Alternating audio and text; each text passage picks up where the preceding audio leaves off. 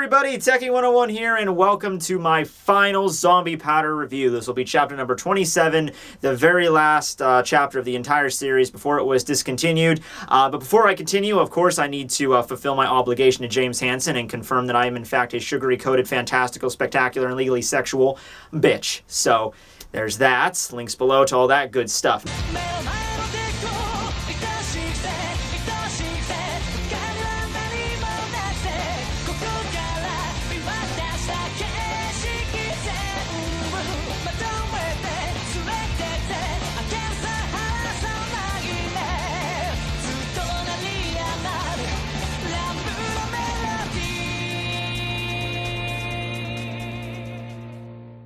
Now, let's begin with the last Naked Monkeys. This will be the B-side, Naked Monkeys number 18, featuring the new character introduced in this chapter, who we will not see for the rest of the series because there isn't one. But it is Nasna Gemini. She is the prodigal doctor that Gamma was referring to. She is apparently the person that can heal Emilio and, remove the Ring of the Dead from him, as well as the person that was seen, from behind in the last chapter. We don't know a lot about her. All of her information is pretty much, her age, blood type, hometown, academic career, that's all unknown. Head of Gemini Laboratory, an evil person who has broken countless laws and makes Gamma take the blame. Lives with Angela, 5 maids, and many strange living things. Her hobby is surgery, her talent is surgery, her specialty is surgery. Generally does not take much of any interest in anything besides surgery. And so she's basically Fran Matariki from Frankenfran, even though this was way before Frankenfan. That's basically where I'm getting the vibes from this. This causes much trouble for the 5 maids who are forced to follow her. Likes coconuts, white asparagus, and any type of meat beside chicken. This chick and I would get along pretty well, because I love coconuts. I'm not a huge chicken fan. It doesn't really matter how it's cooked most of the time. Unless it's fried. Even with fried chicken, I'm not always a huge fan of. I like the skin more than I like the actual chicken. I don't know, we just never clicked. She likes criticizing people and teasing weaklings. Doesn't like okra and cheese and frogs. Oh, she's dissing frogs now. I'm sorry. I thought we had something here, but you hate the freaking frog. I love frogs. I used to have a pet frog. I named him Herman. He died. Alright, so going on to the actual chapter here, we continue off where we have Angela basically, saying to Gamma, I can all take you guys to the doctor's laboratory, right now, alluding to something of her power. So Gamma apparently knows what's going on. Nobody else does. Well, probably Smith has some idea. But anyway, chapter opens up with basically everyone holding on to Angela, or rather, Gamma's holding on to Angela because she's the only one that Gamma's the only one that Angela lets touch her. But, Smith's holding on to him, and everyone holding on to each other. And Emilio's there as well in his wheelchair, and Angela basically begins to glow as she did last chapter, and she starts spouting off these different coordinates, kind of like longitude, latitude sort of thing. She's like, Zone Slider 6000 from Angela Belrose Cooney to Lensberry 7960 CQ 003 Neurostation. She starts rattling off all these statistics, and then she shouts, connect, and then poof! They're just out of there. They immediately leave nothing but just a dent in the in the hotel roof there. And of course, they brought all their baggage as well. So on the very next page, I'm assuming it is just a teleportation, or rather that maybe. I was also thinking it might have possibly been some really fast movement, speed of sound movement, where it's just they move so fast. It's they were aiming at the certain area to go to, so they just zoom there and they pop out just in the middle of the freaking sky, in the middle of the air, and they begin falling. And they're all freaking out because they're oh my god, we're gonna hit the ground, what the hell just happened? But luckily they land, and I guess it's a massive trampoline sort of thing, or a big bowl made of rubber or something to cushion their impact, and it says safety on it, so whatever. And they are all greeted by Nasna Gemini herself. What's this? So many people I haven't seen before. So Gamma of course gets up, and he's just how you doing, Nasna, what's going on? And here we have her introduction. Long time no see, Gamma. And I forget who it was. There was one character I mentioned a while ago that kind of resembled Soyphone. Honestly, I can't remember who it was now that I mentioned it. Maybe it was, I think it was one of the maids that I mentioned, that maybe it was Ulrika, or one of Nasna's maids that I said reminded me of Soyphone, except with bigger boobs. Yeah, Nasna is basically exactly like Soyphone. She's basically combined Mayuri Kurotsuchi and Soyphone, and imagine Mayuri as a girl. That's basically what you get, except subtract a little bit of the crazy, fashion choices. But I find it difficult to believe that Kubo, when designing Mayuri's character as the mad scientist, he didn't do any callback, maybe what he was going to end up doing with Nasna in some way, because if the story would have continued, they might have went down similar paths here. So we get the title page, which is fucking boss. We have freaking Gamma there tearing off part of his flesh, revealing his skeleton, It's not actually called Track.27. It's Track for Cut Down / the Nameless Way. So that's a pretty cool thing. It's obvious that Kubo knew this was going to be the last one. There's also like a small excerpt, epilogue poem thing at the end of the chapter that was tacked on too, so I'll mention that in this video. So we see the full scope of this place. It's called the Laboratory Gemini. It's basically on this massive cliff. It's like a giant domed lab / little miniature mansion. I want to say miniature city just because of the massive scale of this thing.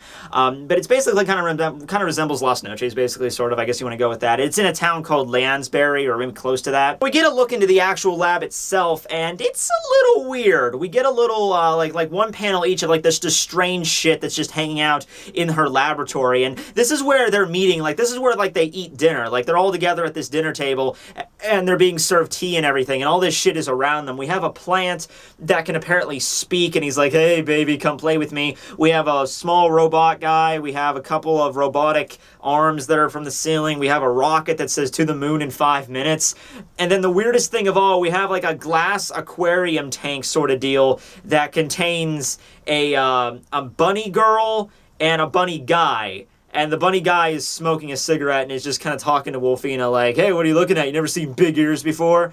And this is all going on while they're just trying to enjoy like a nice Sunday tea or something. And then Elwood's completely unfazed by it. Wolfina's sitting there just like, what the fuck is going on?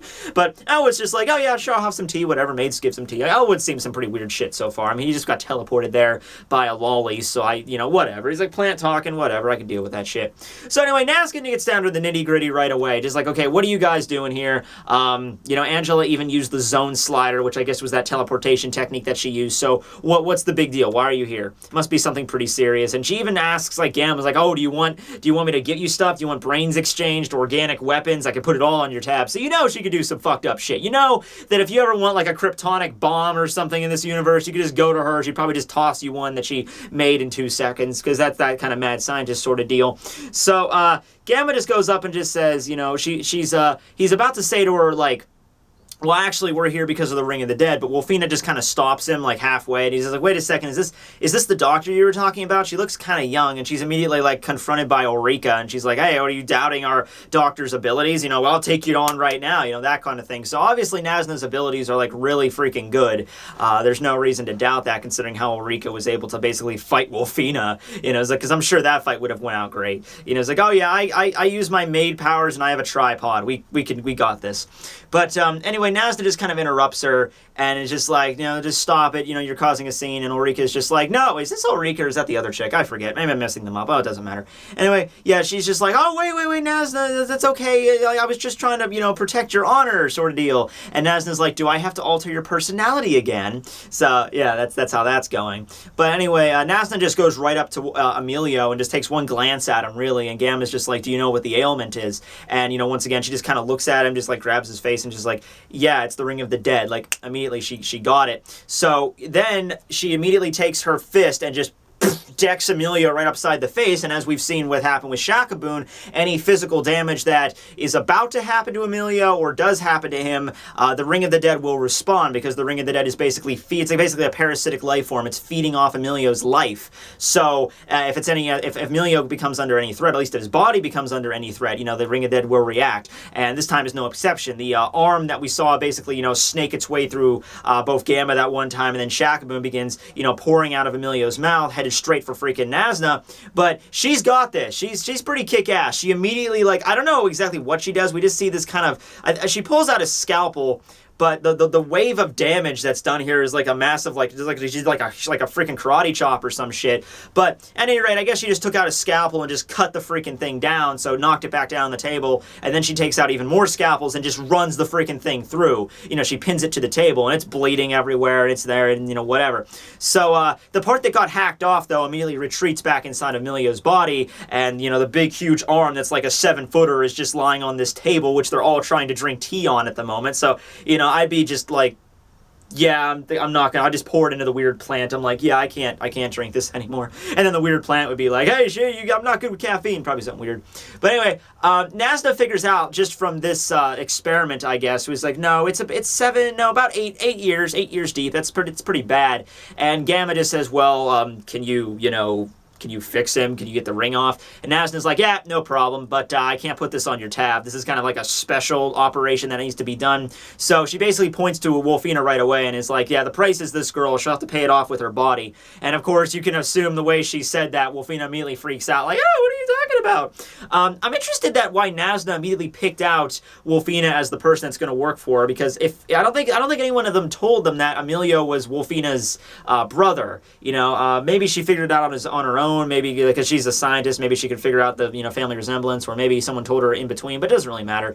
Anyway, Nasna basically says, "No, what are you thinking about? You're probably thinking of something perverted. No, that just means that you're basically going to be my test subject. I'm going to use your body for science, and I'll do all these crazy fuck off experiments on you. And you may not. You have to do that for a whole year, and you may not come out of it, in pristine condition. But that's the payment if you want your brother to get better." And she even says, if you don't want to do it, that's fine too. I'll just take $200 million of whatever. I forget what. They haven't mentioned the currency in this universe for so long. I think it was like nil or something, but it's basically $200 million, dollars. That's a lot of money, no matter what, currency system you're in. That's a big chunk of change. And she's like, it has to be paid up front. And that's the only way I'll accept it, other than, your payment as your body. And Wolfina, of course, doesn't have that amount of money, and she wants her brother to get better. So she's just like, yeah, okay, fine, whatever. I'll be your project. Just in exchange, just please save Emilio. Or no, she says, you better save Emilio, like a command. And Nasna takes a little bit of exception to this. She's just like, just calm down there, sugar tits. I'll save him as best as possible. So she's fairly confident that she's going to be able to fix Emilio, or at least remove the Ring of the Dead, because all Gamma really said was, so can you, and then he kind of trailed off. So I don't know if he was about to say, can you save him? Can you remove the Ring of the Dead? Can you make him wake up? Can you, there's any number of things he could say, and Nasna just assumed what he was going to say and cut him off, and just like, yeah, I can do it. We don't know exactly what's going to happen. We don't know if she is going to remove the Ring of the Dead and Emilio's going to be all fine and dandy, because still, he's been in a coma for half of his life. I mean, that's some atrophy right there. He's not probably going to be able to stand up for a couple of, months. He's going to need some intense therapy or whatever. But anyway, immediately after all the arrangements are done, Nasna immediately says, okay, prepare the operation in typical Frank and Fran fashion. If you haven't read that manga, you should really go do it. And she's like, okay, hold them down. Prepare Geraldine. I think that was her name. Geraldine, prepare the surgical weapons. I'm like, oh God, surgical weapons. This is going to be cool. But anyway, so she's like, this is going to be the first fun operation in a while. And, so everyone gets rushed. Wolfina heads down that way. Smith and Gamma apparently went off somewhere else. And then we see Elwood just kind of sitting at the table, still drinking his tea, and all this weird shit's going on in the background. And he's just like, damn, they all left me. So, he's feeling pretty lonely. He asks the maid that brought him the tea, where did Gamma go? And the maid is just like, oh, I think he's probably at Tatina's place. Tatina's place. Okay, I guess that's how you pronounce that. And another maid interrupts her, is like, Tasha, no, don't, a Gamma told you not to ever mention that, or there's something very serious subject matter about that Tatina woman. So then Elwood just notices Gamma walking next to a door, or like a doorway over, and he follows him, and they lead down this corridor, and eventually he turns a corner there, and I guess this is like either outside the laboratory, or if it's like a garden, like a little wooded area inside of the laboratory, where we see a grave. Gamma is all dressed in black. He has a bouquet of white flowers, and his hair, it's all tied back into like the ponytail, very respectful, and he's just staring at this grave. And this grave is obviously the individual that was mentioned prior, that woman that Smith called Feline or Felina in the last chapter, but now it's Tatina, so Talita Felina. That's your name. That's really, rhymes, but whatever. But that's what Elwood notices, and he's just watching in the doorway. I don't even know if Gamma realizes he's there, but he's just watching him, and Gamma has this very solemn look on his face, probably not something that Elwood has ever seen before. Elwood doesn't know that much about Gamma to begin with, so this is probably a very, shocking moment for him.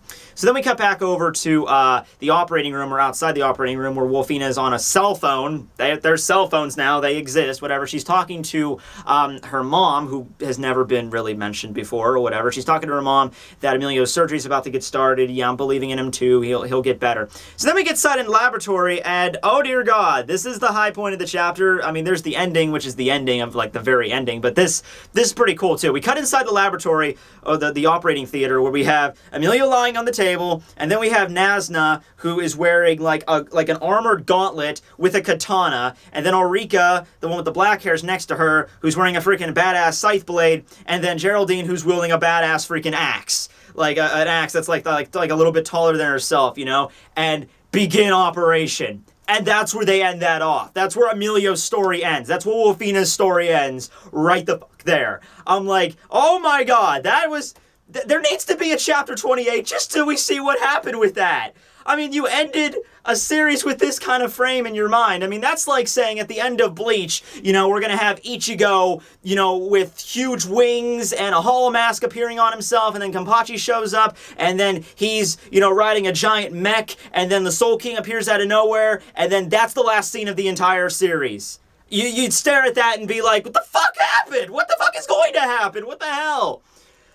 But anyway, last scene of the entire series. It's so weird for me to say that, considering I've been doing this since January. It took me what, 8 months, 7 maybe, to get through 27 chapters? I'm not cut out for this whole chapter-by-chapter reviewing thing, am I? Anyway, last scene, we cut over, it's nighttime now, which really kind of, or maybe like twilight, which really kind of resembles, you know, Huecamundo in this one shot here. We have Gamma, who's all dressed up in his outfit, his battle gear, and Smith is with them, and they're all ready to kind of go, and Smith is like, so you've decided. And they're outside the laboratory, and there's this random, you know, radio or, you know, cassette player or whatever that's just on the ground that's just playing a song. And it probably would have worked a lot better if this was animated, which, by the way, Zombie Powder never got an anime. I don't think I've ever mentioned that before. Not even an OVA. It's kind of sad. But anyway, yeah, so Gamma's just like, yeah, I decided to believe in him. Whether he'll stop here or keep advancing, he'll choose himself, just like I did. So... then, you know, he's like, you know, Smith puts his hat on, is like, okay then, shall we go on ahead? And I guess with that, Smith and Gamma both leave the laboratory and head off to parts unknown. You know, Smith has his briefcase with him, Gamma has his skull bone duffel bag that has his chainsaw sword in it, and we end off the series with the announcer from the radio speaking, okay, the next song is from Skin Choker's first album in 3 years, Life as Velvet. The album's opening tune, Zombie Powder. And then that's where the end of the series takes place. So, a lot of stuff to really talk about here, exactly where this was going. I figure from Kubo's perspective, with him knowing this was going to be the last chapter, there's no way he could have ended it with all the plot points going on at the same time. Of course, there's no way he could resolve the, you know, the Rings of the Dead or the Zombie Powder with that. Even if they would have healed Emilio in this chapter, that would have seemed kind of like abrupt out of nowhere, that if they had his operation, then he was healed at the same chapter. So the way I guess he chose to do it was leave it as ambiguous as possible, leave it, because he knew probably they wouldn't be coming back, so he's like, leave it to the reader's interpretation for everything. So you could have, you know, where Gamma and Smith are heading off to, I guess they're leaving Elwood behind, you know, and, you know, whether Elwood would continue to follow them, stay at the laboratory, go back home, be a powder hunter in his own right, whether Emilio lives or dies, you know, all this shit, I guess he just left up to the reader's interpretation. And I guess that's the best way you can do it when your series ends abruptly like this. So there's this little poem at the very end here that I'm going to read really quickly, and it's accompanied by a series of photos. Please read the story of my prince. Werewolves sharpen their claws like a falling leaf, sharpen their claws with the name of an angel, touching the body of meat. My heart becomes water, and then some of this shit's upside down. Way to go, Kubo. A heart of water becomes a violent storm from even the gentlest breeze. He is the person that saved me from the pit of insanity resembling sanity. I become dizzy whenever I think of him, even in my dreams. His chest is like the warm earth. His eyes are like the night forest. His appearance is like a shining silver lion. His voice is like a winter storm. Oh shit, that's like mirror speak. Come on, Kubo, seriously? Damn it!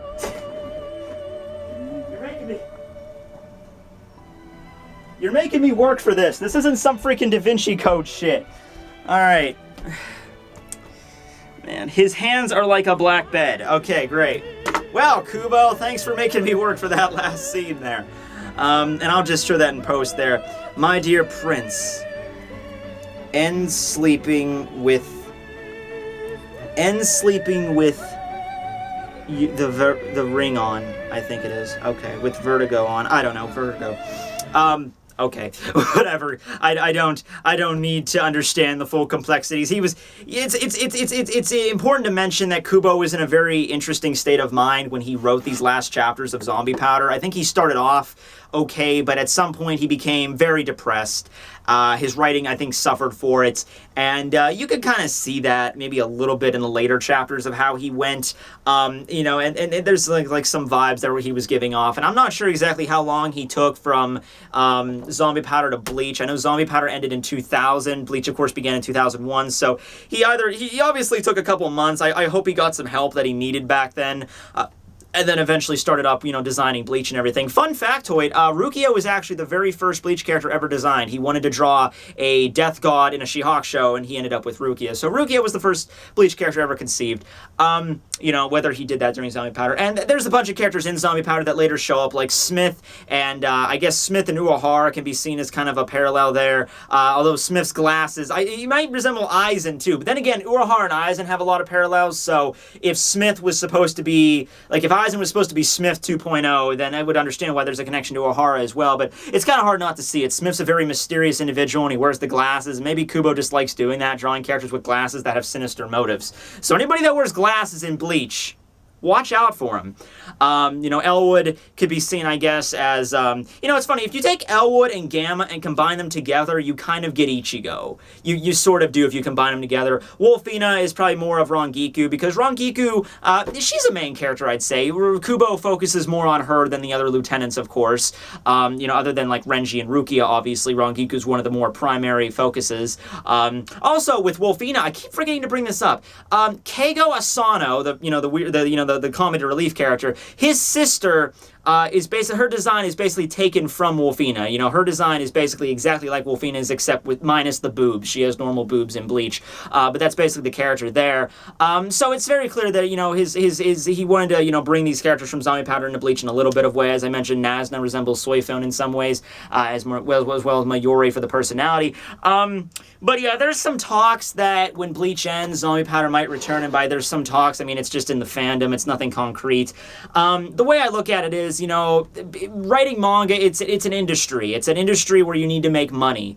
And if there's no money to be had, or if there's not enough fan base for it, then they're not going to do it. That's the same thing with Naruto. Kishimoto, I think, wanted to end Naruto a while ago, and it's just, it makes money, so it has to keep going. A lot of artists have that same thing. It's like Seth MacFarlane with Family Guy. He even, and Mac Groening with The Simpsons, too. They've both admitted they wish these series would end a long time ago, but they're under contract. They just can't end it whenever they want to, even though they're the creators, which is kind of fucked up.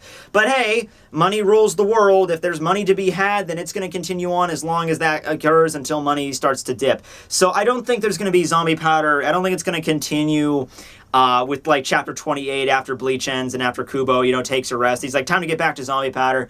That's not the same. And Kubo's still a young dude. He's not, I don't even think he's 40 yet. I think he's 40, and he was born in 76, so I think he'd be 40 in 2016. So, he has a lot of, ahead of him, and I think even after Bleach ends, and maybe the next couple years, or 3 years maybe, or some such like that, he'll do another series after that, but it might not be Zombie Powder. It's probably not going to be, actually. But, anyway, this was a lot of fun to do this, and I'm glad I got done with it, just period. It took me so long to get it done. A lot of bumps there. There is a bonus chapter. Actually, there's a couple little mini bonus things. I'll do a separate episode for that later on. I don't know when I'll get around to that. I'm starting college in about 5 days. So, yeah, it's going to be... It says one more episode worth of stuff on it, and if I forgot anything in this video, I'll mention it there. But yeah, anyone, thanks for watching this, and Tekking101 signing out. Bye.